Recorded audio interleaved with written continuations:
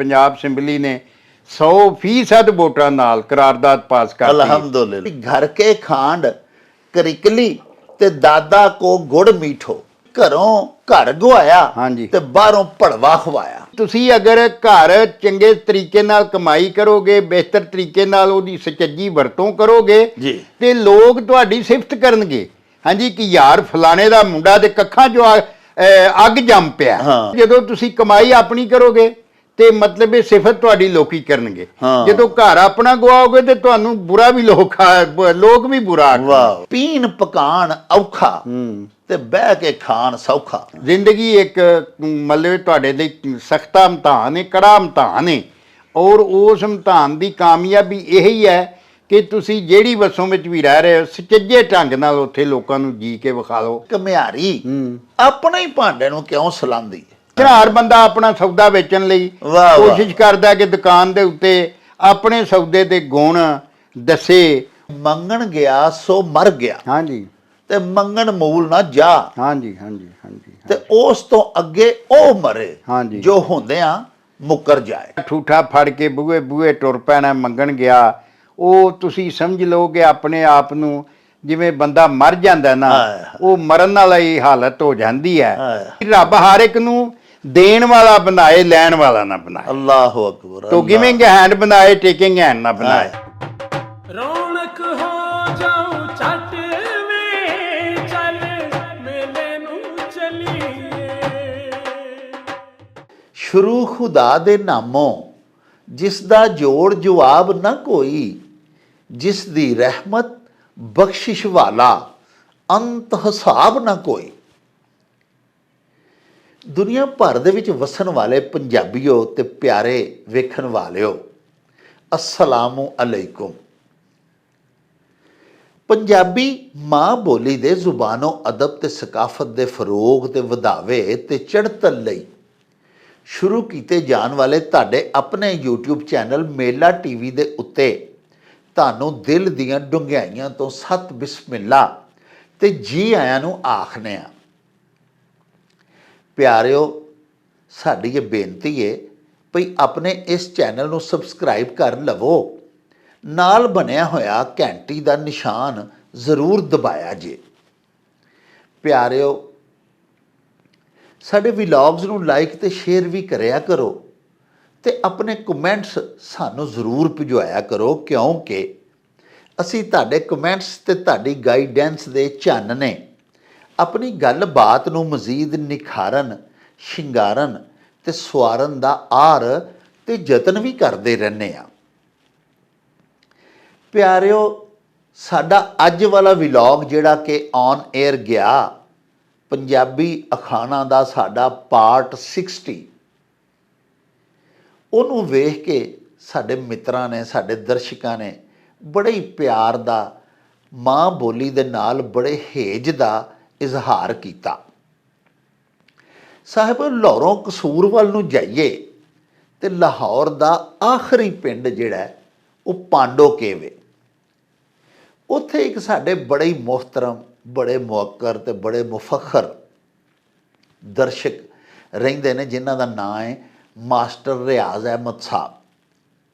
Senior teacher retired ਨੇ, ਮਾਂ ਬੋਲੀ ਦੇ ਬੜੇ ਹੀ ਹੇਜਲੇ ਨੇ।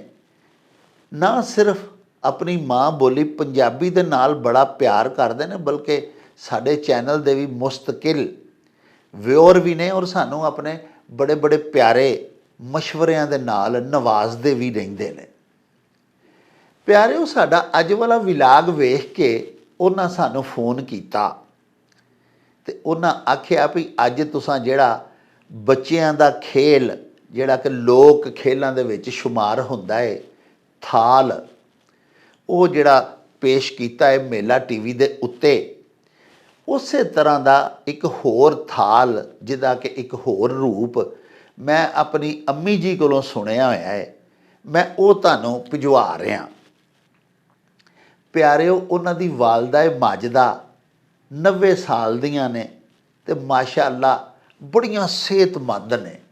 ਉਹਨਾਂ ਦੱਸਿਆ ਕਿ ਅੰਮੀ ਜੀ ਹੁਣ ਵੀ ਨਾ ਸਿਰਫ ਘਰ ਦੇ ਸਾਰੇ ਕੰਮ ਕਾਜ ਕਰ ਲੈਂਦੀਆਂ ਨੇ, ਬਲਕਿ ਕੋਈ 1-2 ਕਿਲੋਮੀਟਰ ਪੰਧ ਵੀ ਕਰਨਾ ਪਵੇ ਤੇ ਬਾਸਾਨੀ ਕਰ ਲੈਂਦੇ ਨੇ। ਤੇ ਮਾਸ਼ਾਅੱਲਾ ਅੱਲਾਹ ਪਾਕ ਦੇ ਕਰਮ ਨਵਾਜ਼ੀ ਨਾਲ ਬੜੀਆਂ ਸਿਹਤਮੰਦ ਨੇ। ਉਹਨਾਂ ਇਹ ਵੀ ਦੱਸਿਆ ਕਿ 1992 ਦੇ ਵਿੱਚ ਜਦੋਂ ਉਹਨਾਂ MA ਪੰਜਾਬੀ ਕੀਤਾ ਸੀ ਤੇ ਲੋਕ ਗੀਤਾਂ ਦੇ ਤਮਾਮ ਸਵਾਲਾਤ ਦੇ ਉੱਤੇ ਮਬਨੀ ਜਿਹੜਾ ਪਰਚਾ ਹੈ ਉਹ ਉਹਨਾਂ ਆਪਣੀ ਵਾਲਦਾ ਮਾਜਦਾ ਕੋਲੋਂ ਸਿੱਖ ਲੈ ਕੇ ਤੇ ਹੱਲ ਕੀਤਾ ਸੀ। ਯਾਨੀ ਉਹਨਾਂ ਆਖਿਆ ਵੀ ਜਦੋਂ MA ਪੰਜਾਬੀ ਦੀ ਮੈਂ ਤਿਆਰੀ ਕਰ ਰਿਹਾ ਸਾਂ ਤੇ ਸਾਡੀ ਮਾਂ ਬੋਲੀ ਦੇ ਵਿੱਚ ਚੂੰਕਿ ਜੰਮਣ ਤੋਂ ਲੈ ਕੇ ਮਰਨ ਤੱਕ ਦੇ ਲੋਕ ਗੀਤ ਮੌਜੂਦ ਨੇ। ਛੋਟਾ ਜਿਹਾ ਬੱਚਾ ਪੈਦਾ ਹੁੰਦਾ ਹੈ, ਅੱਲਾਹ ਪਾਕ ਸਾਨੂੰ ਪੁੱਤਰ ਦਿੰਦਾ ਹੈ, ਮੇਰਾ ਮਾਲਕ ਜਾਂ ਧੀ ਦਿੰਦਾ ਹੈ, ਤੇ ਪਹਿਲੇ ਸਾਡੀਆਂ ਧੀਆਂ ਲੋਰੀਆਂ ਦੇ ਨਾਲ ਉਹਨਾਂ ਨੂੰ ਪਰਚਾਉਂਦੀਆਂ ਨੇ। ਲੋਰੀ ਵੀ ਪਿਆਰਿਓ ਦੇਸ਼ ਪੰਜਾਬ ਦਾ ਇੱਕ ਲੋਕ ਗੀਤ ਹੈ। ਫਿਰ ਬਾਲ ਥੋੜ੍ਹੇ ਵੱਡੇ ਹੁੰਦੇ ਨੇ, ਖੇਡਣ ਖੁੱਡਣ ਲੱਗ ਪੈਂਦੇ ਨੇ, ਤੇ ਫਿਰ ਥਾਲ ਤੇ ਹੋਰ ਬਹੁਤ ਸਾਰੇ ਲੋਕ ਗੀਤ ਨੇ ਜਿਹੜੇ ਬੱਚੇ ਖੇਡਦਿਆਂ ਨਾਲ ਮੂੰਹੋਂ ਅਲਾਪਦੇ ਨੇ। ਜਿਵੇਂ ਕੀਕਲੀ ਸਾਡੀਆਂ ਧੀਆਂ ਪਾਉਂਦੀਆਂ ਨੇ ਤੇ ਨਾਲ ਬੋਲਦੀਆਂ ਨੇ, ਨਾਲ ਪੂਰਾ ਇੱਕ ਲੋਕ ਗੀਤ ਵੀ ਗਾਉਂਦੀਆਂ ਨੇ, ਕੀਕਲੀ ਕਲੀਰ ਦੀ ਤੇ ਪੱਗ ਮੇਰੇ ਵੀਰ ਦੀ। ਤੁਸੀਂ ਦੇਖੋ ਨਾ ਕਿ ਆਪਣੇ ਨਿੱਕੇ ਹੁੰਦਿਆਂ ਦੇ ਬਾਲਪੁਣੇ ਦੇ ਖੇਡਾਂ ਦੇ ਵਿੱਚ ਵੀ ਵੀਰ ਦੀ ਪੱਗ ਦੀ ਘੋੜੀ ਪਈ ਛੋਟੀ ਜੀ ਬੱਚੀ ਗਾਉਂਦੀ ਏ, ਔਰ ਉਹਨੂੰ ਇੱਕ ਲੈਸਨ ਔਰ ਇੱਕ ਸਬਕ ਦਿੱਤਾ ਜਾ ਰਿਹਾ ਹੈ ਕਿ ਮਾਂ ਬਾਪ ਦੀ ਇੱਜ਼ਤ ਦੀ, ਪੱਗ ਦੀ ਕੀ ਸ਼ਾਨ ਹੈ ਤੇ ਉਹਦੀ ਕਿਵੇਂ ਰਾਖੀ ਕਰਨੀ ਹੈ। ਉਸ ਤੋਂ ਬਾਅਦ ਪਿਆਰਿਓ ਬੱਚੇ ਸਾਡੇ ਜਵਾਨ ਹੁੰਦੇ ਨੇ ਤੇ ਫਿਰ ਸ਼ਾਦੀਆਂ ਵਿਆਹਾਂ ਦੇ ਉੱਤੇ ਜਿਹੜੇ ਗੀਤ ਗਾਏ ਜਾਂਦੇ ਨੇ ਉਹ ਵੀ ਸਾਡੇ ਲੋਕ ਗੀਤਾਂ ਦਾ ਹਿੱਸਾ ਨੇ, ਜਿਨ੍ਹਾਂ ਦੇ ਵਿੱਚ ਭਰਾਵਾਂ ਦੇ ਵਿਆਹਾਂ ਦੇ ਉੱਤੇ ਵੀਰਾਂ ਦੀਆਂ ਘੋੜੀਆਂ ਗਾਉਂਦੀਆਂ ਨੇ ਭੈਣਾਂ, ਮਾਸੀਆਂ, ਪੁੱਫੀਆਂ, ਤਾਈਆਂ, ਚਾਚੀਆਂ ਰਲ ਕੇ ਘਰ ਦੇ ਵਿੱਚ ਢੋਲਕੀ ਧਰ ਕੇ ਤੇ ਫਿਰ ਛੰਦ ਤੇ ਸਿੱਠਣੀਆਂ ਤੇ ਉਲਾਮੇ ਤੇ ਮਿਹਣੇ ਤੇ ਬੜੇ ਬੜੇ ਮਜ਼ੇਦਾਰ ਸ਼ਾਦੀ ਵਿਆਹਾਂ ਦੇ ਗੀਤ ਗਾਉਂਦੀਆਂ ਨੇ। ਅਲਗਰਜ਼ ਜਦੋਂ ਬੰਦਾ ਮਰਦਾ ਹੈ ਤੇ ਮਰਨ ਤੱਕ ਵੀ ਸਾਡੇ ਦੇਸ਼ ਪੰਜਾਬ ਦੀ ਧਰਤੀ ਦੇ ਉੱਤੇ ਸਾਡੀਆਂ ਖਵਾਤੀਨ ਨੇ ਗੀਤ ਮਾਤਮ ਦੇ ਮੌਕੇ 'ਤੇ ਵੀ ਬਣਾਏ ਨੇ, ਜਿਨ੍ਹਾਂ ਨੂੰ ਵੈਨ ਆਖਿਆ ਜਾਂਦਾ ਹੈ।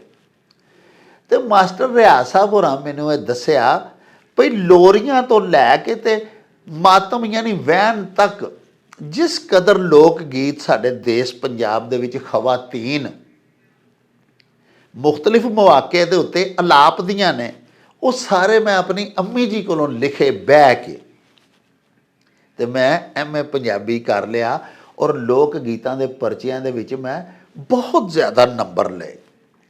ਅੱਲਾਹ ਪਾਕ ਮਾਸਟਰ ਸਾਹਿਬ ਦੀ ਵਾਲਦਾ ਮਾਜਦਾ ਨੂੰ ਸਦਕਾ ਨਬੀ ਪਾਕ ਦੇ ਬੜੀ ਸਿਹਤ ਦੇ ਆਪਣੀ ਹਿਫਜ਼ੋ ਅਮਾਨ 'ਚ ਰੱਖੇ। ਅਸਾਂ ਮਾਸਟਰ ਸਾਹਿਬ ਦੇ ਅੱਗੇ ਗੁਜ਼ਾਰਿਸ਼ ਤੇ ਕੀਤੀ ਹੈ ਕਿ ਅਸੀਂ ਅੱਜ ਕੱਲ੍ਹ ਦੇ ਵਿੱਚ ਹੀ ਕਿਸੇ ਦਿਨ ਟਾਈਮ ਕੱਢ ਕੇ ਤੁਹਾਡੇ ਹਜ਼ੂਰ ਹਾਜ਼ਰ ਹੋਣਾ ਤੇ ਅੰਮਾ ਜੀ ਨੂੰ ਮਿਲ ਕੇ ਇਹ ਸਾਰੇ ਲੋਕ ਗੀਤ ਉਹਨਾਂ ਦੀ ਜ਼ੁਬਾਨੀ ਸੁਣਨੇ ਵੀ ਨੇ ਤੇ ਰਿਕਾਰਡ ਵੀ ਕਰਨੇ ਨੇ, ਤਾਂ ਕਿ ਅਸੀਂ ਆਪਣੇ ਦਰਸ਼ਕਾਂ ਨੂੰ ਵੀ ਸੁਣਵਾ ਸਕੀਏ। ਤੇ ਸਾਡੇ ਜਿਹੜੇ ਧੀਆਂ ਪੁੱਤਰ FA BA MA ਦੇ ਐਗਜ਼ਾਮ ਦੇ ਵਿੱਚ ਪੰਜਾਬੀ ਸਬਜੈਕਟ ਰੱਖਦੇ ਨੇ, ਉਹਨਾਂ ਵਾਸਤੇ ਵੀ ਉਹ ਬੜੇ ਫਾਇਦੇਮੰਦ ਇਨਸ਼ਾਅੱਲਾ ਸਾਬਤ ਹੋਣਗੇ। ਲੋਕ ਗੀਤਾਂ ਬਾਰੇ ਆਉਣ ਵਾਲੇ ਜਿਹੜੇ ਸਵਾਲਾਤ ਨੇ ਬੱਚੇ ਆਸਾਨੀ ਹੱਲ ਕਰ ਸਕਣਗੇ।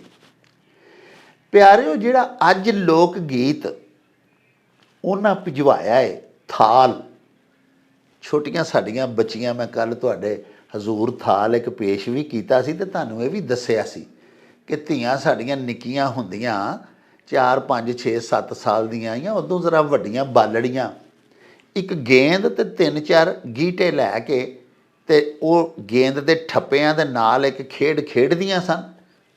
ਨਾਲ ਧੀਆਂ ਮੂੰਹੋਂ ਇੱਕ ਲੋਕ ਗੀਤ ਅਲਾਪਦੀਆਂ ਸਨ ਜਿਹਦਾ ਨਾਂ ਸੀ ਥਾਲ। ਜਿਹੜਾ ਥਾਲ ਤੁਸੀਂ ਅੱਜ ਮੇਰੇ ਵਲੌਗ ਵਿੱਚ ਸੁਣਿਆ, ਉਹ ਸੁਣ ਕੇ ਤੇ ਮਾਸਟਰ ਸਾਹਿਬ ਹੋਰਾਂ ਨੇ ਮੈਨੂੰ ਇੱਕ ਨਵਾਂ ਥਾਲ ਭਿਜਵਾਇਆ ਹੈ ਜਿਹੜਾ ਉਹਨਾਂ ਆਪਣੀ ਅੰਮੀ ਜੀ ਦੇ ਮੂੰਹੋਂ ਸੁਣਿਆ ਹੈ। ਤੇ ਉਹ ਸਾਡੀ ਮਾਈ ਸਾਹਿਬਾਂ ਨੇ ਜਿਹੜਾ ਥਾਲ ਭਿਜਵਾਇਆ ਮੈਂ ਉਹ ਵੀ ਅੱਜ ਤੁਹਾਡੀ ਨਜ਼ਰ ਕਰਨ ਲੱਗਾ। ਅੰਮਾ ਜੀ ਨੇ ਜਿਹੜਾ ਭਿਜਵਾਇਆ ਉਹ ਇਸ ਤਰ੍ਹਾਂ ਹੈ ਵੀ ਕੋਠੇ ਉੱਤੇ ਗੰਨਾ ਵੀਰ ਮੇਰਾ ਲੰਮਾ, ਭਾਬੋ ਮੇਰੀ ਪਤਲੀ ਜਿਹਦੇ ਨੱਕ ਮੱਛਲੀ। ਮੱਛਲੀ ਤੇ ਮੈਂ ਨਹਾਉਣ ਗਏ ਟੁੰਡੇ ਕਿੱਕਰ ਹੇਠ, ਟੁੰਡਾ ਕਿੱਕਰ ਢਹਿ ਪਿਆ ਤੇ ਮੱਛਲੀ ਆ ਗਈ ਹੇਠ। ਮੱਛੀ ਦੇ ਦੋ ਮਾਮੇ ਆਏ, ਨਾਲ ਆਇਆ ਜੇਠ। ਜੇਠ ਦੀ ਮੈਂ ਰੋਟੀ ਪੱਕੀ, ਨਾਲ ਪਕਾਈਆਂ ਤੋਰੀਆਂ। ਅੱਲਾ ਮੈਨੂੰ ਭਾਗ ਲਾਇਆ ਵੀਰਾਂ ਦੀਆਂ ਜੋੜੀਆਂ, ਭਰਾਵਾਂ ਦੀਆਂ ਜੋੜੀਆਂ। ਖੱਟ ਲਿਆਉਣ ਬੋਰੀਆਂ, ਬੋਰੀ ਬੋਰੀ ਘਿਓ ਤੇ ਜੀਵੇ ਰਾਜਾ ਪਿਓ। ਪਿਓ ਦੇ ਪੈਰੀ ਜੁੱਤੀ ਤੇ ਜੀਵੇ ਸਾਡੀ ਕੁੱਤੀ। ਕੁੱਤੀ ਦੇ ਕਤੂਰੇ ਮੇਰੇ ਸਭੇ ਥਾਲ ਪੂਰੇ। ਪਿਆਰਿਓ, ਇਹ ਗੀਤ ਮੈਂ ਵੀ ਸੁਣਿਆ ਆਇਆ ਸੀ।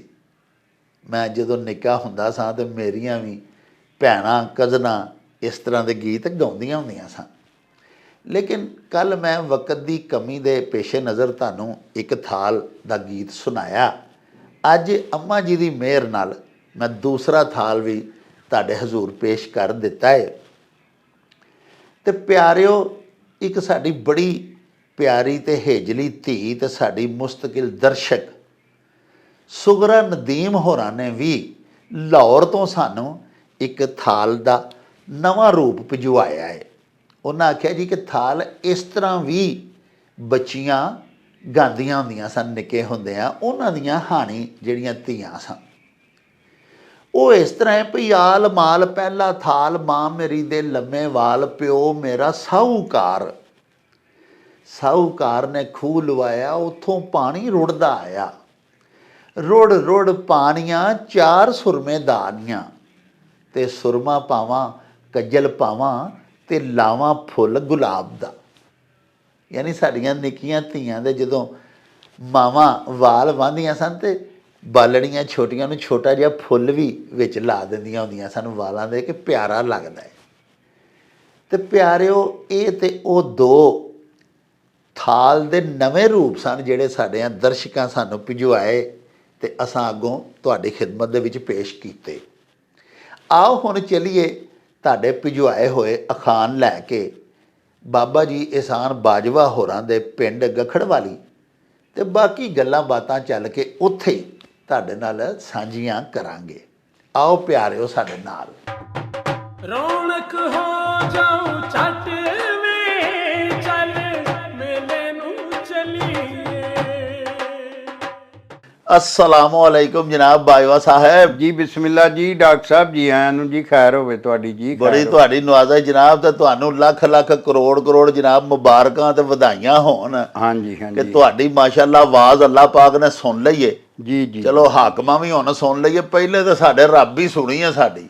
ਹਾਂਜੀ, ਬਸ ਮੈਂ ਸਮਝਣਾ ਜੀ, ਵੇਖੋ ਜੀ, ਇਹ ਜਿਹੜਾ ਸਾਡੇ ਵਡਕਿਆਂ ਨੇ ਕੰਮ ਸ਼ੁਰੂ ਕੀਤਾ, ਡਾਕਟਰ ਫਕੀਰ ਮੁਹੰਮਦ ਫਕੀਰ ਔਰ ਜੀ ਸਾਹਿਬ ਤੇ ਉਸ ਤੋਂ ਵੀ ਪਹਿਲਾਂ ਸਾਰੇ ਸੱਜਣਾ ਦੋਸਤਾਂ ਜਿੰਨੇ ਜੋਗੇ ਵੀ ਹੋਇਆ ਸਨ, ਉਹ ਕਰਦੇ ਰਹੇ, ਯਤਨ ਕਰਦੇ ਰਹੇ, ਹਿੰਮਤ ਕਰਦੇ ਰਹੇ, ਪੰਜਾਬੀ ਜ਼ਬਾਨ ਦਾ ਆਵਾਜ਼ਾ ਵਜਾਉਂਦੇ ਰਹੇ ਜੀ। ਤੇ ਅੱਜ ਅਸੀਂ ਇੱਥੇ ਕੋਈ ਗੱਲ ਪਹੁੰਚੇ ਹਾਂ ਕਿ ਰਾਤੀ ਖਬਰ ਮਿਲੀ ਹੈ ਕਿ ਪੰਜਾਬ ਅਸੈਂਬਲੀ ਨੇ 100% ਵੋਟਾਂ ਨਾਲ ਕਰਾਰਦਾਦ ਪਾਸ ਕਰ ਦਿੱਤੀ। ਅਲਹਮਦੁਲਿਲਾ। ਯਾਨੀ ਇਹ ਬੜੀ ਖੂਬੀ ਹੈ ਕਿ ਮਤਲਬ ਆਪੋਜੀਸ਼ਨ ਵੀ ਔਰ ਹਕੂਮਤੀ ਟੋਲਾ ਵੀ ਉਹਨਾਂ ਸਾਰਿਆਂ ਮਤਲਬ ਇਹ ਮੁਤਫਿਕ ਹੋ ਕੇ ਔਰ ਇਹਦੇ ਤੇ ਹੁਣ ਕੰਮ ਜਿਹੜਾ ਸ਼ੁਰੂ ਹੋ ਗਿਆ।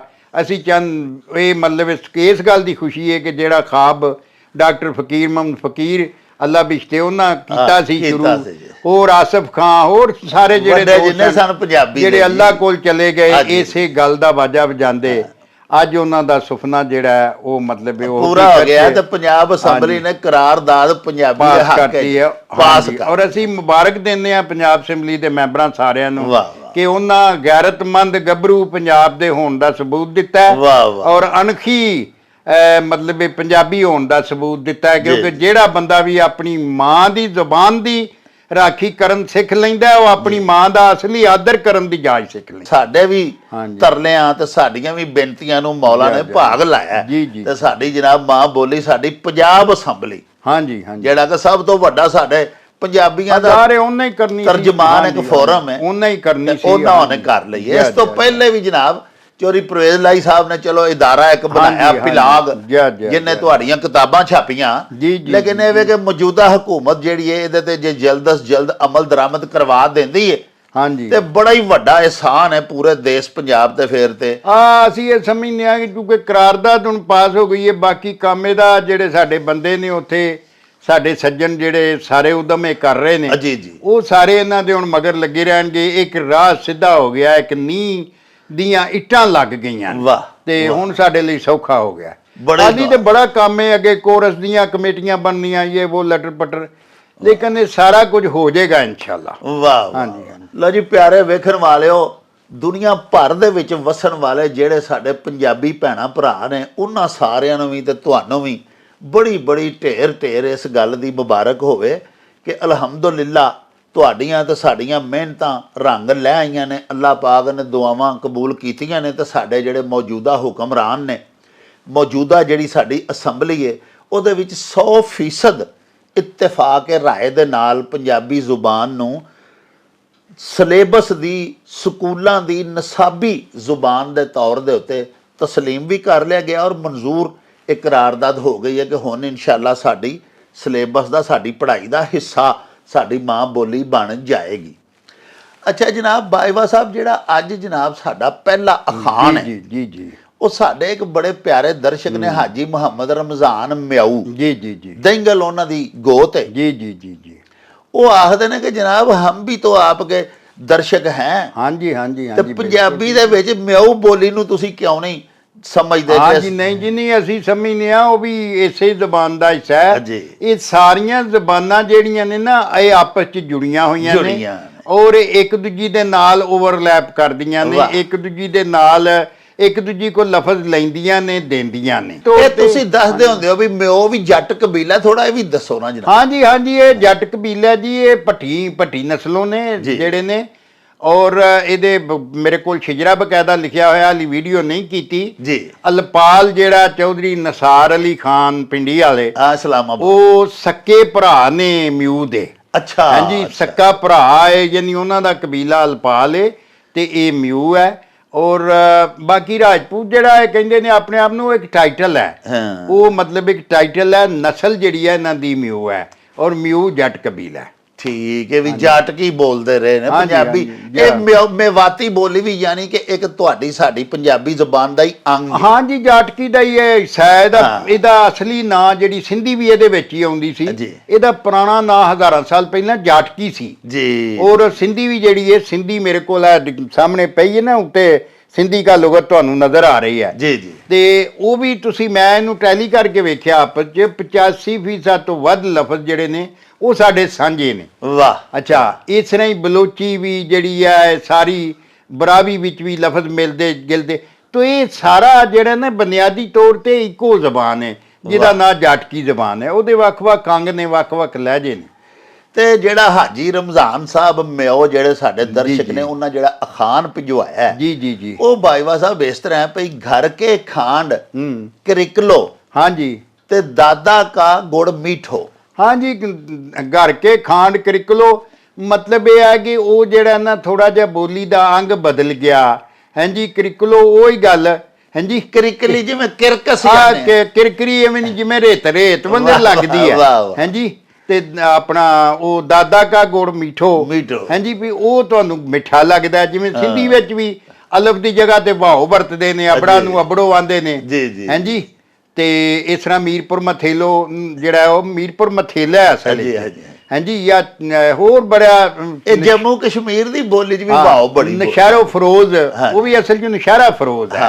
ਹਾਂਜੀ ਤੇ ਇਹ ਸਾਰੇ ਇੱਕੋ ਹੀ ਜ਼ਬਾਨ ਹੈ, ਇਹਦਾ ਕੋਈ ਵੀ ਨਾਂ ਰੱਖ ਲਓ, ਅਸਲ 'ਚ ਇਹਦਾ ਇਹ ਮੋਢੇ ਦਾ ਇੱਕੋ, ਇਹ ਧਰਤੀ ਦੀ ਜ਼ਬਾਨ ਹੈ ਔਰ ਇਹ ਜੱਟਕੀ ਹੈ। ਹਾਂਜੀ ਇਹਦਾ ਜਿਹੜਾ ਕਲਾਸਿਕ, ਇਹ ਥੋੜੇ ਦਿਨ ਪਹਿਲੇ ਅਸਾਂ ਕੀਤਾ ਵੀ ਸੀ ਨਾ ਅਖਾਨ ਇਸੇ ਤਰ੍ਹਾਂ ਦਾ ਹੀ, ਜ਼ਰਾ ਉਹਦਾ ਅੰਗ ਜ਼ਰਾ ਪੰਜਾਬੀ ਸੀ। ਮੈਨੇ ਵੀ ਇਹਦੇ ਉਹ ਹੀ ਨੇ। ਹਾਂਜੀ ਵੀ ਘਰ ਦੀ ਖੰਡ ਜਿਹੜੀ ਹੈ ਉਹ ਮਤਲਬ ਇਹ ਬੂਰੇ ਵਰਗੀ, ਉਹ ਬੂਰੇ ਵਰਗੀ ਹੈ ਔਰ ਉਹ ਮਤਲਬ ਚੋਰੀ ਦਾ ਗੁੜ ਲੱਗ ਤੇ ਚੋਰੀ ਦਾ ਗੁੜ ਮਿੱਠਾ ਤੇ ਇੱਥੇ ਉਹ ਦਾਦਾ ਕਾ ਗੁੜ ਮੀਠੋ। ਹਾਂਜੀ ਮੈਨੇ ਤੇ ਉਹਦੇ ਉਹ ਹੀ ਨੇ। ਲਓ ਜੀ ਹਾਜੀ ਰਮਜ਼ਾਨ ਸਾਹਿਬ ਜਿਹੜਾ ਤੁਸੀਂ ਅਖਾਨ ਸਾਨੂੰ ਅੱਜ ਭਿਜਵਾਇਆ ਮੇਵਾਤੀ ਬੋਲੀ ਵਿੱਚ, ਇਹ 2 ਦਿਨ ਪਹਿਲੇ ਬਾਜਵਾ ਸਾਹਿਬ ਨੇ ਪੰਜਾਬੀ ਵਿੱਚ ਅਸਾਂ ਬਿਲਕੁਲ ਸੇਮ ਇਹੋ ਹੀ ਅਖਾਨ, ਜਿਹਦਾ ਕਿ ਇਸ ਤਰ੍ਹਾਂ ਜਿਹਦੇ ਬੋਲ ਸਨ ਭਈ ਘਰ ਦੀ ਸ਼ੱਕਰ ਬੂਰੇ ਵਰਗੀ ਤੇ ਚੋਰੀ ਦਾ ਗੁੜ ਮਿੱਠਾ। ਹੁਣ ਤੁਸਾਂ ਜਿਹੜਾ ਭਜਵਾਇਆ ਉਹ ਇਸ ਤਰ੍ਹਾਂ ਹੈ ਵੀ ਘਰ ਕੇ ਖਾਂਡ ਕਰਿਕਲੀ ਤੇ ਦਾਦਾ ਕੋ ਗੁੜ ਮੀਠੋ। ਹਾਂਜੀ ਇਹ ਬਿਲਕੁਲ ਸੇਮ ਹੀ ਚੀਜ਼ ਹੈ ਤੇ ਇਹਦਾ ਮਤਲਬ ਵੀ ਉਹ ਹੀ ਹੈ ਜਿਹੜਾ ਕਿ ਅਸੀਂ 2 ਦਿਨ ਪਹਿਲੇ ਪੰਜਾਬੀ ਅਖਾਣ ਦਾ ਕੀਤਾ ਸੀ। ਤੁਹਾਡੀ ਮਿਹਰਬਾਨੀ ਹੈ ਸਾਡਾ ਸਰਚ ਕਰਕੇ 2 ਦਿਨ ਪਹਿਲੇ ਵਾਲਾ ਵੀ ਵਲੌਗ ਜ਼ਰਾ ਤੁਸੀਂ ਦੇਖ ਲਵੋ ਤਾਂ ਕਿ ਤਫਸੀਲੀ ਤੁਹਾਨੂੰ ਬਾਜਵਾ ਸਾਹਿਬ ਉਹਦੇ 'ਚ ਦੱਸਦੇ ਨਜ਼ਰ ਆਉਣਗੇ ਵੀ ਇਹਦਾ ਅਸਲ ਤਫਸੀਲੀ ਇਹਦਾ ਕੀ ਤਰਜਮਾ ਹੈ।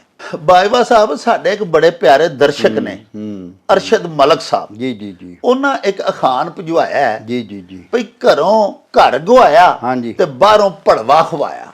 ਹਾਂਜੀ ਇਹ ਅਖਾਣ ਦੇ ਵਿੱਚ ਨਾ ਜੀ ਬੜਾ ਸੋਹਣਾ ਅਖਾਣ ਹੈ। ਇਹਦੇ 'ਚ ਇਹ ਮੱਤ ਦਿੱਤੀ ਗਈ ਹੈ, ਬੜੀ ਸੁਲੱਖਣੀ ਮੱਤ ਹੈ ਜੀ ਕਿ ਹਰ ਬੰਦੇ ਨੂੰ ਆਪਣੇ ਘਰ ਦਾ ਧਿਆਨ ਰੱਖਣਾ ਚਾਹੀਦਾ ਹੈ, ਜੀ। ਆਪਣੇ ਮਾਲ ਡੰਗਰ ਦੀ, ਆਪਣੀ ਮਾਲ ਦੌਲਤ ਦੀ ਸਾਂਭ ਸੰਭਾਲ ਸੁਚੱਜੇ ਤਰੀਕੇ ਨਾਲ ਉਹਦੀ ਵਰਤੋਂ ਕਰਨੀ ਚਾਹੀਦੀ ਹੈ। ਮਸਲਨ ਤੁਸੀਂ ਤਰੰਗਲੀ ਢਾਹ ਦਿਓ, ਘਰ ਦੀ ਦੌਲਤ ਨੂੰ ਤਾਂ ਕਿੰਨਾ ਕੁ ਚਿਰ ਕੱਢੇਗੀ। ਹਾਂ ਹਾਂਜੀ ਜੀ। ਤੇ ਜਦੋਂ ਤੁਸੀਂ ਕਿਸੇ ਕਬੂਦੇ ਕੰਮ ਦੇ ਉੱਤੇ ਮਤਲਬ ਇਹ ਕਿ ਪੈਸੇ ਲਾਈ ਆਓਗੇ ਕੋਈ ਬੰਦਾ ਲਾਈ ਆਏਗਾ ਤੇ ਉਹਨੇ ਘਰ ਤੇ ਗਵਾ ਲਿਆ ਨਾ ਜੀ। ਜਦੋਂ ਘਰ ਗਵਾ ਲੇਗਾ ਤੇ ਲੋਕਾਂ ਆਖਣਾ ਇਹ ਭੜਵਾ ਹੈ, ਬੇਵਕੂਫ ਹੈ, ਇਹ ਸ਼ਦਾਈ ਹੈ। ਹਾਂਜੀ ਯਾਨੀ ਤੁਸੀਂ ਅਗਰ ਘਰ ਚੰਗੇ ਤਰੀਕੇ ਨਾਲ ਕਮਾਈ ਕਰੋਗੇ, ਬਿਹਤਰ ਤਰੀਕੇ ਨਾਲ ਉਹਦੀ ਸੁਚੱਜੀ ਵਰਤੋਂ ਕਰੋਗੇ ਜੀ। ਤੇ ਲੋਕ ਤੁਹਾਡੀ ਸਿਫਤ ਕਰਨਗੇ।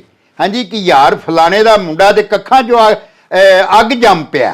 ਹਾਂਜੀ ਫਲਾਣੇ ਦਾ ਪੁੱਤਰ ਕੱਖਾਂ 'ਚੋਂ ਅੱਗ, ਮਤਲਬ ਇਹ ਵੀ ਇੱਕ ਮੁਹਾਵਰਾ ਪੰਜਾਬੀ ਦਾ। ਤੇ ਯਾਰ ਉਹਨੇ ਤੇ ਵੇਖੋ ਜੀ ਇੰਨੀ ਦੌਲਤ ਇਕੱਠੀ ਕਰ ਲਈਏ, ਇੰਨਾ ਕੁਝ ਸਾਫ ਸੁਥਰੇ ਕੋਠੇ ਸੋਹਣੇ ਪਾ ਲੈਣ।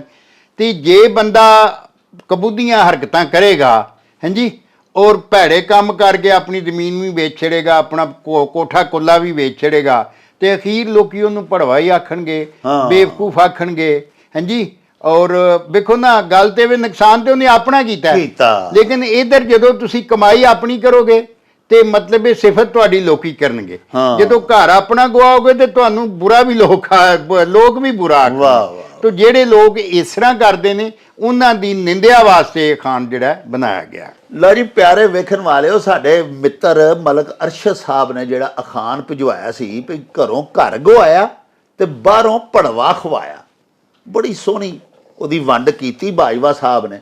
ਯਾਨੀ ਇੱਕ ਕਾਰੋਬਾਰ ਘਰ ਦਾ ਛੋਟਾ ਮੋਟਾ ਭਾਵੇਂ ਹੋਵੇ ਉਹਨੂੰ ਛੱਡ ਕੇ, ਹੱਥੀ ਫੜੀਆਂ ਨੂੰ ਛੱਡ ਕੇ ਤੇ ਬੰਦਾ ਬਾਹਰ ਟੁਰ ਜਾਏ ਵੀ ਮੈਂ ਬਹੁਤੇ ਪੈਸੇ ਕਮਾ ਲਾਂਗਾ ਜਾਂ ਬਹੁਤੇ ਉੱਚੇ ਸੁਪਨੇ ਵੇਖ ਕੇ ਤੇ ਉਹਨਾਂ ਨੂੰ ਪੂਰਾ ਕਰਨ ਵਾਸਤੇ ਘਰੋਂ ਵੀ ਜਿਹੜਾ ਛੋਟਾ ਮੋਟਾ ਆਪਣਾ ਜ਼ਾਤੀ ਕਾਰੋਬਾਰ ਸੀ ਉਹਨੂੰ ਵੀ ਛੱਡ ਕੇ ਤੇ ਉੱਡਦੀਆਂ ਮਗਰ ਟੁਰ ਜਾਏ ਤੇ ਉੱਥੇ ਜਾ ਕੇ ਵੀ ਨਾਕਾਮ ਹੀ ਹੋ ਜਾਵੇ ਜਾਂ ਉੱਥੇ ਜਾ ਕੇ ਵੀ ਉਹਨੂੰ ਕੋਈ ਕਾਮਯਾਬੀ ਹਾਸਲ ਨਾ ਹੋਵੇ। ਤੇ ਅਜਿਹੇ ਮੌਕੇ ਤੇ ਫਿਰ ਆਖਦੇ ਨੇ ਲਓ ਜੀ ਘਰੋਂ ਘਰ ਗਵਾਇਆ ਤੇ ਬਾਹਰੋਂ ਭੜਵਾ ਖਵਾਇਆ। ਇੰਗਲਿਸ਼ ਦੇ ਵਿੱਚ ਜਿਵੇਂ ਆਖਦੇ ਨੇ ਕਿ a bird in hand is better than two in the bush। ਆਪਣਾ ਜਿਹੜਾ ਕਾਰੋਬਾਰ ਜ਼ਾਤੀ ਹੋਵੇ, ਆਪਣੀ ਮਾਲਕੀ, ਆਪਣੀ ਭੋਏ, ਉਹਦੇ ਤੇ ਤਕੀਆ ਕਰਕੇ ਤੇ ਅੱਲਾਹ ਪਾਕ ਦੀ ਮਰਜ਼ੀ ਦੇ ਉੱਤੇ ਕਨਾਤ ਕਰਕੇ ਬੈਠੀਏ ਤੇ ਉਹਦੇ ਵਿੱਚ ਹੀ ਕਾਮਯਾਬੀ ਹੈ।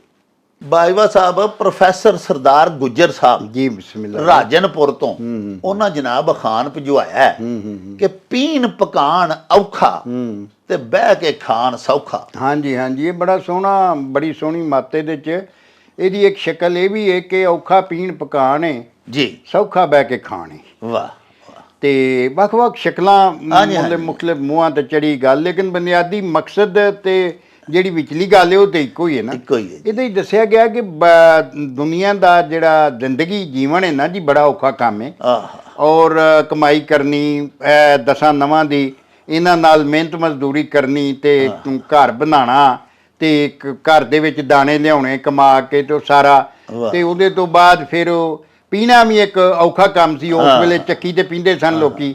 ਉਹਦੇ ਤੋਂ ਬਾਅਦ ਫਿਰ ਪੀ ਕੇ ਤੇ ਉਹਨੂੰ ਪਕਾਣਾ, ਇਹ ਵਾਕਈ ਔਖਾ ਕੰਮ ਹੈ, ਮਿਹਨਤ ਮੰਗਦਾ ਹੈ ਬੜੀ। ਲੇਕਿਨ ਜਿਹੜਾ ਬਹਿ ਕੇ ਖਾਣਾ ਹੈ, ਜਿੰਨਾ ਚੁੱਪ ਕਰਕੇ ਆਏ ਤੇ ਮਤਲਬ ਇਹ ਆ ਕੇ ਤੇ ਬਹਿ ਕੇ ਤੇ ਰੋਟੀਆਂ ਪਾੜ ਕੇ ਗਾਂ ਟੁਰ ਗਏ, ਉਹ ਤੇ ਬੜਾ ਸੌਖਾ ਕੰਮ ਹੈ। ਲੇਕਿਨ ਇਹਦੇ ਦੱਸਿਆ ਗਿਆ ਕਿ ਜ਼ਿੰਦਗੀ ਨੂੰ ਸੌਖਿਆ ਨਹੀਂ ਲੈਣਾ ਚਾਹੀਦਾ। ਜ਼ਿੰਦਗੀ ਇੱਕ ਮਤਲਬ ਤੁਹਾਡੇ ਲਈ ਸਖਤਾ ਇਮਤਿਹਾਨ ਹੈ, ਕੜਾ ਇਮਤਿਹਾਨ ਹੈ। ਔਰ ਉਸ ਇਮਤਿਹਾਨ ਦੀ ਕਾਮਯਾਬੀ ਇਹੀ ਹੈ ਕਿ ਤੁਸੀਂ ਜਿਹੜੀ ਵਸੋਂ ਵਿੱਚ ਵੀ ਰਹਿ ਰਹੇ ਹੋ ਸੁਚੱਜੇ ਢੰਗ ਨਾਲ ਉੱਥੇ ਲੋਕਾਂ ਨੂੰ ਜੀ ਕੇ ਵਿਖਾ ਲਓ। ਹਾਂਜੀ ਔਰ ਉਥੇ ਅਣਖ ਤੇ ਆਨ ਨਾਲ ਜ਼ਿੰਦਗੀ ਗੁਜ਼ਾਰ ਕੇ ਲੋਕਾਂ ਨੂੰ ਦੱਸੋ। ਵਾਹ। ਔਰ ਇਹ ਗੱਲ ਜਿਹੜੀ ਹੈ ਕਿ ਮਤਲਬ ਹੈ ਕਿ ਜਦੋਂ ਤੁਸੀਂ ਕਿਸੇ ਦੇ ਬੂਹੇ ਤੇ ਚਲੇ ਜਾਓ ਵੀ ਜੀ ਦੁਪਹਿਰ ਹੋ ਗਈ ਹੈ, ਰੋਟੀ ਦਾ ਟਾਈਮ ਹੋ ਗਿਆ ਹੈ, ਅੱਛਾ, ਤੇ ਉਹ ਕਿੰਨਾ ਕੁ ਚਿਰ ਪੁੱਛਣਗੇ ਤੁਹਾਨੂੰ, ਕਿੰਨਾ ਕੁ ਚਿਰ ਖਵਾਉਣਗੇ। ਹਾਂਜੀ, ਤਾਂ ਕੋਸ਼ਿਸ਼ ਕਰੋ ਕਿ ਆਪਣੇ ਘਰ ਪੀਣ ਪਕਾਨ ਆਪ ਕਰੋ, ਕੋਈ ਆਏ ਤਾਂ ਉਹਨੂੰ ਖਵਾਓ, ਉਹਦੇ 'ਚ ਤੁਹਾਡੀ ਜ਼ਿਆਦਾ ਇੱਜ਼ਤ ਹੈ ਕਿਸੇ ਦੇ ਘਰ ਜਾ ਕੇ ਖਾਣ ਨਾਲ। ਵਾਹ ਵਾਹ। ਤੋ ਇਹ ਮੱਤ ਦਿੱਤੀ ਗਈ ਹੈ ਕਿ ਬੰਦੇ ਨੂੰ ਇਹ ਜ਼ਿੰਦਗੀ ਨੂੰ ਸੌਖਿਆ ਨਹੀਂ ਲੈਣਾ ਚਾਹੀਦਾ, ਇਹ ਔਖਾ ਕੰਮ ਹੈ, ਲੇਕਿਨ ਉਹਨੂੰ ਇਹ ਔਖਾ ਕੰਮ ਵੀ ਮਤਲਬ ਇਹ ਹਿੰਮਤ ਤੇ ਹੌਸਲੇ ਤੇ ਬਹਾਦਰੀ ਨਾਲ ਕਰਦਿਆਂ ਰਹਿਣਾ ਚਾਹੀਦਾ। ਵਾਹ। ਲਓ ਜੀ ਸਾਹਿਬੋ, ਪੀਣ ਤੇ ਪਕਾਣ ਔਖਾ ਤੇ ਬਹਿ ਕੇ ਖਾਣ ਸੌਖਾ। ਯਾਨੀ ਕਿ ਜਿਹੜੇ ਬਹਿ ਕੇ ਪੈ ਖਾਂਦੇ ਨੇ, ਜਿਨ੍ਹਾਂ ਦੇ ਅੱਗੇ ਪੱਕੀ ਪਕਾਈ ਆ ਗਈ ਹੈ ਤੇ ਹੁਣ ਸਿਰਫ ਉਹਨਾਂ ਨੇ ਖਾਣੀ ਹੈ, ਉਹਨਾਂ ਨੂੰ ਬਾਜਵਾ ਸਾਹਿਬ ਪੈ ਫਰਮਾਉਂਦੇ ਨੇ ਵੀ ਕਦਰ ਕਰਨੀ ਚਾਹੀਦੀ ਹੈ ਉਹਨਾਂ ਲੋਕਾਂ ਦੀ ਜਿਨ੍ਹਾਂ ਉਗਾਇਆ, ਫਿਰ ਵੱਢਿਆ, ਫਿਰ ਪੀਣ ਕੀਤਾ, ਫਿਰ ਪਕਾਇਆ ਤੇ ਫਿਰ ਲਿਆ ਕੇ ਤੁਹਾਡੇ ਅੱਗੇ ਧਰਿਆ ਤੇ ਤੁਸਾਂ ਖਾਧਾ। ਲੇਕਿਨ ਸਾਡੀ ਇਹ ਨਾਸ਼ੁਕਰੀ ਹੁੰਦੀ ਹੈ ਕੁਝ ਜੀਆਂ ਦੀ ਕਿ ਅਸੀਂ ਏਡੀ ਮਿਹਨਤ ਦਾ ਕਿਸੇ ਦਾ ਰਿੱਧਿਆ, ਗੁੰਨਿਆ, ਪਕਾਇਆ ਜਿਹੜਾ ਉਹਦੇ 'ਚ ਵੀ ਪਏ ਕੀੜੇ ਕੱਢਨੇ ਆ। ਹਾਂਜੀ, ਉਹਦੀ ਕਦਰ ਨਹੀਂ ਕਰਦੇ ਕਿ ਕਿਸ ਮਿਹਨਤ ਔਰ ਕਿਸ ਮੁਸ਼ੱਕਤ ਦੇ ਨਾਲ ਉਹਨੇ ਪਕਾ ਕੇ ਸਾਡੇ ਅੱਗੇ ਧਰਿਆ, ਤੇ ਅਸੀਂ ਤਾਂ ਸਿਰਫ ਖਾ ਕੇ ਕੀੜੇ ਕੱਢ ਛੱਡੇ ਤੇ ਉਹਦੀ ਸਾਰੀ ਕੀਤੀ ਕਤਰੀ ਤੇ ਵੀ ਅਸਾਂ ਪਾਣੀ ਫੇਰ ਛੱਡਿਆ। ਇਹ ਗੱਲ ਕੋਈ ਸਲਾਹਣਯੋਗ ਨਹੀਂ। ਲੋ ਜੀ ਬਾਜਵਾ ਸਾਹਿਬ, ਬਾਬਰ ਏਜਾਜ਼ ਸਾਹਿਬ ਲੰਦਨ ਤੋਂ, ਜੀ ਜੀ ਜੀ, ਉਹ ਸਾਡੇ ਬੜੇ ਪਿਆਰੇ ਦਰਸ਼ਕ ਨੇ, ਬੇਲੀ ਨੇ, ਜੀ ਜੀ, ਉਹਨਾਂ ਆਖਿਆ ਭਈ ਇਹ ਅਖਾਣ ਵੀ ਹੈ ਤੇ ਇੱਕ ਸਵਾਲ ਵੀ ਹੈ। ਉਹ ਆਂਦੇ ਨੇ ਇਹਦਾ ਸਾਨੂੰ ਜਵਾਬ ਦਿਓ ਕਿ ਘੁਮਿਆਰੀ ਆਪਣੇ ਹੀ ਭਾਂਡੇ ਨੂੰ ਕਿਉਂ ਸਲਾਉਂਦੀ ਹੈ। ਹਾਂਜੀ, ਇਹ ਅਖਾਣ ਹੈ ਹਮੇਸ਼ਾ ਵੇਖੋ ਨਾ, ਸਲਾਣਾ ਦਾ ਮਤਲਬ ਹੁੰਦਾ ਸਿਫਤ ਕਰਨਾ। ਹਾਂਜੀ। ਕਲਾਣਾ ਦਾ ਮਤਲਬ ਹੁੰਦਾ ਕਿਸੇ ਦੀ ਨਿੰਦਿਆ ਕਰਨਾ। ਹਾਂਜੀ। ਜੇ ਉਹਦੀ ਮਤਲਬ ਉਹਦੇ ਕੀੜੇ ਕੱਢਣੇ। ਹਾਂਜੀ ਹਾਂਜੀ। ਤੇ ਇਹਦੇ 'ਚ ਦੱਸਿਆ ਕਿ ਹਰ ਬੰਦਾ ਆਪਣੀ ਸ਼ੈ ਦੀ ਸਿਫਤ ਕਰਦਾ ਹੈ। ਵਾਹ। ਭਾਵੇਂ ਉਹਨੇ ਹੱਥੀਂ ਬਣਾਈ ਏ, ਭਾਵੇਂ ਉਹਦੇ ਘਰ ਕੋ ਬੌਲਦ ਏ ਜਾਂ ਜੋ ਵੀ ਹੈ, ਉਹਦੀ ਉਹ ਸਿਫਤ ਕਰੇਗਾ ਤੇ ਦੂਜੇ ਦੀ ਨਿਸਬਤ ਨਾਲ। ਪੁਰਾਣੇ ਜ਼ਮਾਨੇ 'ਚ ਹੁਣ ਵੀ ਬਣਾਉਂਦੇ ਨੇ ਘੁਮਿਆਰ ਭਾਂਡੇ, ਮਿੱਟੀ ਦੇ ਭਾਂਡੇ ਬਣਾਉਣ ਦਾ ਬੜਾ ਰਿਵਾਜ ਸੀ। ਉਹਨਾਂ ਨੇ ਮਤਲਬ ਇਹ ਹੈ ਕਿ ਉਹ ਚੱਕ ਬਣਾਏ ਹੁੰਦੇ ਸਨ, ਚੱਕਾਂ ਦੇ ਉੱਤੇ ਉਹਨਾਂ ਭਾਂਡੇ ਬਣਾਉਣੇ ਔਰ ਉਹਦੇ ਬਾਅਦ ਉਹਨਾਂ ਆਵੀ ਦੇ ਵਿੱਚ ਉਹਨੂੰ ਪਕਾਉਣਾ। ਤੇ ਮਤਲਬ ਇਹ ਜ਼ਾਹਰ ਹੈ ਉੱਥੇ ਹਰ ਜਿਹੜੀ ਘੁਮਿਆਰੀ ਹੈ ਨਾ ਜੀ, ਮਤਲਬ ਇਹਦੇ 'ਚ ਨਾਲ ਹਰ ਵੀ ਸੀ ਕਿ ਹਰ ਘੁਮਿਆਰੀ, ਘੁਮਿਆਰੀਆਂ ਜ਼ਿਆਦਾ ਵੀ ਹੋ ਸਕਦੀਆਂ ਨੇ, ਤੇ ਹਰ ਘੁਮਿਆਰੀ ਨੇ ਆਪਣੇ ਭਾਂਡਿਆਂ ਦੀ ਸਿਫਤ ਕਰਨੀ ਹੈ।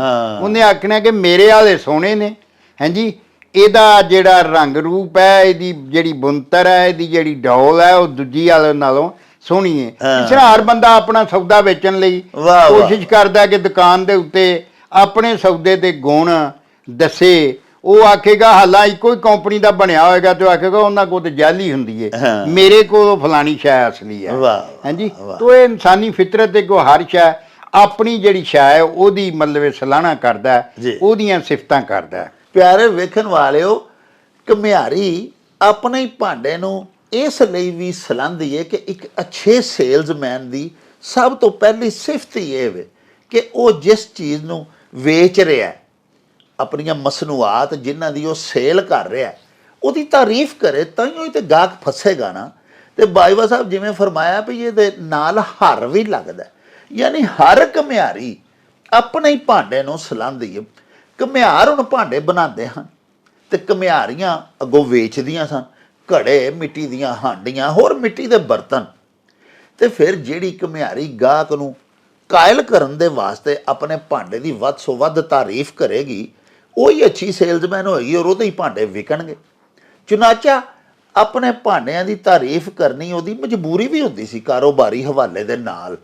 ਤੇ ਉਂਝ ਵੀ ਪਿਆਰਿਓ, ਜਿਹੜੀ ਸ਼ੈ ਬਣਾਉਂਦਾ ਹੈ ਜਾਂ ਜਿਹੜਾ ਜਿਸ ਚੀਜ਼ ਦਾ ਮਾਲਕ ਹੁੰਦਾ ਹੈ, ਉਹ ਉਹਦੀ ਸੋਭਾ ਹੀ ਕਰਦਾ, ਉਹਦੀ ਤਾਰੀਫ ਹੀ ਕਰਦਾ।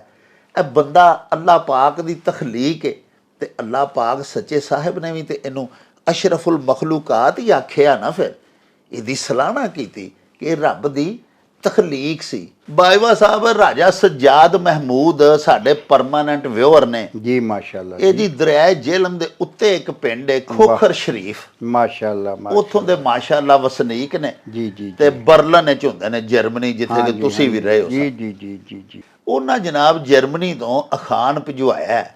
ਬੜਾ ਮੱਤ ਭਰਿਆ ਅਖਾਣ ਇਸ ਤਰ੍ਹਾਂ ਜੀ ਕਿ ਮੰਗਣ ਗਿਆ ਸੋ ਮਰ ਗਿਆ, ਹਾਂਜੀ ਤੇ ਮੰਗਣ ਮੂਲ ਨਾ ਜਾ, ਹਾਂਜੀ ਹਾਂਜੀ ਹਾਂਜੀ ਤੇ ਉਸ ਤੋਂ ਅੱਗੇ ਉਹ ਮਰੇ ਹਾਂਜੀ। ਜੋ ਹੁੰਦਿਆਂ ਮੁੱਕਰ ਜਾਏ। ਤੋ ਇਹਦੇ ਚ ਨਿੰਦਿਆ ਕੀਤੀ ਗਈ ਹੈ ਕਿ ਕਿਸੇ ਕੋਲੋਂ ਕੋਈ ਸ਼ੈ ਜਿਹੜੀ ਇਹਨਾਂ ਮੰਗਣ ਦੀ ਆਦਤ, ਕਿ ਜਾ ਕੇ ਮੰਗਤੇ ਜਿਵੇਂ ਬੂਹੇ ਬੂਹੇ ਮੰਗਦੇ ਨੇ, ਕਿ ਮਤਲਬ ਇਹ ਹਰ ਬੰਦੇ ਨੂੰ ਆਪਣੇ ਦਸਾਂ ਨਵਾਂ ਨਾਲ ਕਮਾਈ ਕਰਕੇ ਖਾਣੀ ਚਾਹੀਦੀ ਹੈ।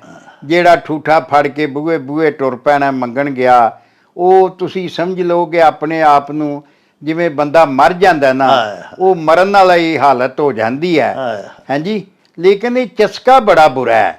ਉਹ ਮਤਲਬ ਇਹ ਹੈ ਕਿ ਇੱਕ ਦੱਸਦੇ ਨੇ ਬੰਦਾ ਸੀ ਤੇ ਉਹਦੀ ਬੀਵੀ ਉਹਦੇ ਨਾਲ ਐਵੇਂ ਇੰਨਾ ਮਨਾਉਂਦੀਆਂ ਰਹਿੰਦੀਆਂ ਨੇ, ਉਹਨੇ ਉਹਨੂੰ ਕਿਤੇ ਰੋਜ਼ 'ਚ ਉਹਦੀ ਧੀ ਦੀ ਮਾਂ ਦੀ ਕਰਨਾ ਤੇ ਉਹਦੇ ਨਾਲ ਲੜਾਈ ਕਰਨੀ ਜੀ। ਉਹਨੇ ਇੱਕ ਦਿਨ ਆਖਿਆ ਮੈਂ ਨਹੀਂ ਤੇਰੇ ਵੱਲ ਰਹਿਣਾ, ਮੈਂ ਨਹੀਂ ਤੇਰੇ ਵੱਲ। ਉਹਨੇ ਆਖਿਆ ਭਲਜੇ ਲੋਕੇ, ਖੁਦਾ ਦਾ ਨਾਂ ਹੀ ਦੱਸ ਕਿ ਤੂੰ ਰਹਿਨੀ ਕਿਵੇਂ ਹੈ? ਉਹਨੇ ਆਖਿਆ ਮੈਂ ਰਹਿਨੀ ਤਾਂ ਵਾ 7 ਦਿਨ ਮੈਨੂੰ ਮੰਗ ਕੇ ਖਵਾਏ। ਉਹਨੇ ਆਖਿਆ ਜੀ ਮੈਂ 7 ਦਿਨ ਠੀਕ ਹੈ ਜੀ ਮੰਗ ਲਈ ਨਾ। ਉਹ ਵਿਚਾਰਾ ਉਹਨੇ ਬਗਲੀ ਪਾ ਲਈ ਤੇ ਬੂਹੇ ਬੂਹੇ ਮੰਗਣ ਟੁਰ ਪਿਆ। ਤੋ 7 ਦਿਨਾਂ ਤੋਂ ਬਾਅਦ ਆਂਦੀ ਹੈ ਕਿ ਹੁਣ ਤੂੰ ਮੰਗਣ ਛੱਡ ਦੇ ਤੇ ਹੁਣ ਮੈਂ ਤੇਰੇ ਘਰ ਰਹਿ ਪਾਂਗੀ, ਮੇਰੀ ਮੰਨੀ ਗਈ ਹੈ। ਉਹਨੇ ਆਖਿਆ ਹੁਣ ਤੂੰ ਭਾਵੇਂ ਰਹੋ ਜਾਂ ਨਾ ਰਹੋ, ਮੈਂ ਮੰਗਣ ਨਹੀਂ ਛੱਡ ਸਕਦਾ, ਮੈਨੂੰ ਤੇ ਸਵਾਦ ਹੀ ਹੋਣ ਆਇਆ। ਤੋ ਗੱਲ ਇਹ ਹੈ ਕਿ ਇਹ ਜਿਹੜੀ ਗੱਲ ਹੈ ਨਾ, ਮੰਗਣ ਗਿਆ ਸੋ ਮਰ ਗਿਆ, ਮੰਗਣ ਮੂਲ ਨਾ ਜਾਏ, ਕਿ ਜਿਹੜਾ ਬੰਦਾ ਵੀ ਇਸ ਤਰ੍ਹਾਂ ਕਰੇਗਾ ਉਹਦੀ ਅਣਖ ਆਨ ਤੇ ਇੱਜ਼ਤ ਗੈਰਤ ਮਰ ਜਾਏ। ਹਾਂਜੀ, ਉਹ ਤੁਹਾਨੂੰ ਐਵੇਂ ਟੁਰਿਆ ਫਿਰਦਾ ਕਲਬੂਤ ਤੇ ਦਿਸੇਗਾ, ਲੇਕਿਨ ਅੰਦਰਲਾ ਇਨਸਾਨ ਉਹਦਾ ਮਰ ਗਿਆ ਹੋਏਗਾ ਜਦੋਂ ਕਿਸੇ ਅੱਗੇ ਤਲੀ ਕਰਦਾ। ਹਾਂਜੀ, ਰੱਬ ਹਰ ਇੱਕ ਨੂੰ ਦੇਣ ਵਾਲਾ ਬਣਾਏ, ਲੈਣ ਵਾਲਾ ਨਾ ਬਣਾਏ। ਅੱਲਾਹੁ ਅਕਬਰ। ਤੋ ਗਿਵਿੰਗ ਹੈਂਡ ਬਣਾਏ, ਟੇਕਿੰਗ ਹੈਂਡ ਨਾ ਬਣਾਏ। ਤੋ ਗੱਲ ਇਹ ਹੈ ਕਿ ਉਹ ਤੇ ਫਿਰ ਇਸ ਅਖਾਣ 'ਚ ਵੀ ਦੱਸਿਆ ਕਿ ਮੰਗਣ ਨਾ ਜਾਇਓ ਕਦੀ ਵੀ, ਲੇਕਿਨ ਉਹਦੇ ਤੋਂ ਵੀ ਭੈੜਾ ਹੋਵੇ ਕਿ ਜਿਹੜਾ ਕੋਲ ਹੁੰਦਿਆਂ ਜੇ ਕੋਈ ਮੰਗਣ ਟੋਰੀ ਗਿਆ ਤੇ ਉਹਦੇ ਕੋਲ ਹੁੰਦਾ, ਉਹਦੀ ਉਹ ਦਾਦਰਸੀ ਕਰ ਵੀ ਸਕਦਾ ਤੇ ਉਹ ਹੁੰਦਿਆਂ ਸੁਣਦਿਆਂ ਹੀ ਮੁੱਕਰ ਜਾਏ ਤੇ ਉਹ ਦੇਣ ਤੋਂ ਇਨਕਾਰ ਕਰਦੇ ਤੇ ਉਹ ਵੀ ਸਮਝੋ ਉਹਦੇ ਨਾਲ ਦਾ ਹੀ ਹੈ। ਹਾਂਜੀ, ਤੋ ਬੰਦੇ ਨੂੰ ਮਤਲਬ ਸਖੀ ਹੋਣਾ ਚਾਹੀਦਾ। ਇਹਦੇ 'ਚ ਦੱਸਿਆ ਗਿਆ ਕਿ ਮੰਗਣਾ ਬੁਰੀ ਆਦਤ ਹੈ, ਲੇਕਿਨ ਜਦੋਂ ਕੋਈ ਮੰਗਣ ਟੁਰੀ ਪਿਆ ਤੇ ਉਹਨੂੰ ਦੇਣ ਵਾਲਾ ਵੀ ਅੱਗੇ ਕੋਈ ਦਾਤਾ ਹੀ ਹੋਣਾ ਚਾਹੀਦਾ, ਦਿਆਲੂ ਹੋਣਾ ਚਾਹੀਦਾ, ਸਖੀ ਹੋਣਾ ਚਾਹੀਦਾ। ਤੇ ਜੇ ਅਗਰ ਉਹ ਨਹੀਂ ਕਰਦਾ ਤੇ ਉਹ ਤੁਸੀਂ ਸਮਝੋ ਉਹਦੇ ਤੋਂ ਪਹਿਲਾਂ ਉਹ ਮਰ ਗਿਆ। ਲਓ ਜੀ ਪਿਆਰਿਓ, ਬਾਜਵਾ ਸਾਹਿਬ ਨੇ ਫਰਮਾਇਆ ਹੈ ਭਈ ਮੰਗਣ ਗਿਆ ਸੋ ਮਰ ਗਿਆ ਤੇ ਮੰਗਣ ਮੂਲ ਨਾ ਜਾ। ਸਾਹਿਬੋ, ਅੱਲਾਹ ਪਾਕ ਕਿਸੇ ਤੇ ਕੋਈ ਬੁਰਾ ਵਕਤ ਨਾ ਲਿਆਏ, ਲੇਕਿਨ ਜਦੋਂ ਕੋਈ ਮੰਗਣ ਜਾਂਦਾ ਕਿਸੇ ਕੋਲ ਤੇ ਉਹ ਆਪਣਾ ਆਪ ਮਾਰ ਕੇ, ਆਪਣੀ ਗੈਰਤ, ਅਨਖ, ਇੱਜ਼ਤ ਮਾਰ ਕੇ, ਆਪਣੀ ਪ੍ਰੈਸਟੀਜ ਨੂੰ ਦਾਅ ਤੇ ਲਾ ਕੇ, ਆਪਣੀ ਈਗੋ ਨੂੰ ਖਤਮ ਕਰਕੇ ਮੰਗਣ ਜਾਂਦਾ। ਬਾਜਵਾ ਸਾਹਿਬ ਦਾ ਇਹ ਇੱਕ ਬਹੁਤ ਪਿਆਰਾ ਸ਼ੇਰ ਹੈ, ਬੜਾ ਹੀ ਮੱਤ ਭਰਿਆ। ਭਈ ਜਿੰਨਾ ਚਿਰ ਅਹਿਸਾਸ ਬੰਦੇ ਵਿੱਚ ਜੀਂਦਾ ਹੈ, ਬੰਦਾ ਵੀ ਬਸ ਉਹਨਾਂ ਚੀਕਰ ਜੀਂਦਾ ਹੈ। ਤੇ ਸਾਹਿਬੋ, ਜਿਹੜਾ ਮੰਗਣ ਟੁਰ ਪਿਆ ਆਪਣੀਆਂ ਜ਼ਰੂਰੀਆਤ ਦੇ ਹੱਥੋਂ, ਆਪਣੀਆਂ ਮਜਬੂਰੀਆਂ ਦੇ ਹੱਥੋਂ, ਉਹ ਤੇ ਅੱਗੇ ਹੀ ਮਰ ਗਿਆ ਤੇ ਗਿਆ ਨਾ। ਤੇ ਸਾਹਿਬੋ, ਇਸ ਅਖਾਣ ਦਾ ਦੂਜਾ ਹਿੱਸਾ ਇਹ ਵੇ ਭਈ ਉਸ ਤੋਂ ਅੱਗੇ ਉਹ ਮਰੇ ਜਿਹੜਾ ਹੁੰਦਿਆਂ ਮੁੱਕਰ ਜਾਏ। ਯਾਨੀ ਸਾਹਿਬ ਇਸਤਤਾਤ ਹੋਣ ਦੇ ਬਾਵਜੂਦ ਕਿਸੇ ਮਜਬੂਰ ਭੈਣ ਭਰਾ ਦੀ ਜਿਹੜਾ ਮਦਦ ਹੀ ਨਹੀਂ ਅੱਗੋਂ ਕਰਦਾ, ਉਹਨੂੰ ਵੀ ਜਿਉਂਦਿਆਂ ਰਹਿਣ ਦਾ ਕੋਈ ਹੱਕ ਨਹੀਂ। ਜਿਵੇਂ ਉਹ ਮੰਗਣ ਵਾਲਾ ਆਪਣਾ ਆਪ ਮਾਰ ਕੇ ਮੰਗਣ ਆਇਆ ਨਾ ਜੀ, ਇਸੇ ਤਰ੍ਹਾਂ ਹੀ ਜਿਹੜਾ ਬੰਦੇ ਕੋਲ ਉਹ ਮੰਗਣ ਆਇਆ, ਜੇ ਉਹ ਵੀ ਕੋਈ ਆਲਾ ਖਾਨਦਾਨ ਦਾ ਹੋਵੇ, ਨਜੀਬੂ ਤਰਫੈਨ ਹੋਵੇ, ਤੇ ਉਹਨੂੰ ਖਾਲੀ ਹੱਥ ਨਾ ਅੱਗੋਂ ਟੋਰੇ। ਤੇ ਜੇ ਉਸ ਵੀ ਅੱਗੋਂ ਖਾਲੀ ਹੱਥ ਟੋਰ ਦਿੱਤਾ ਤੇ ਇਨਸਾਨੀਅਤ ਤੋਂ ਉਹ ਵੀ ਫਾਰਗ ਹੈ, ਉਹਨੂੰ ਵੀ ਕੋਈ ਜਿਉਂਦਿਆਂ ਵਿੱਚ ਸ਼ੁਮਾਰ ਨਾ ਕਰੋ। ਸਾਹਿਬੋ, ਇਹ ਸੀ ਸਾਡਾ ਅੱਜ ਦਾ ਵਲੌਗ। ਇਹਦੇ ਨਾਲ ਹੀ ਅੱਜ ਦੇ ਸਾਡੇ ਇਸ ਪ੍ਰੋਗਰਾਮ ਦਾ ਵੇਲਾ ਜੋ ਹੈ ਉਹ ਮੁੱਕ ਗਿਆ। ਲਵਾਂਗੇ ਹੁਣ ਤੁਹਾਡੇ ਤੋਂ ਇਜਾਜ਼ਤ। ਲੈ ਉਹ ਯਾਰ ਹਵਾਲੇ ਰੱਬ ਦੇ ਤੇ ਮੇਲੇ 4 ਦਿਨਾਂ ਦੇ, ਉਸ ਦਿਨ ਈਦ ਮੁਬਾਰਕ ਹੋਸੀ, ਜਿਸ ਦਿਨ ਫੇਰ ਮਿਲਾਂਗੇ। ਰੱਬ ਰਾਖਾ ਤੇ ਅੱਲਾ ਬੇਲੀ।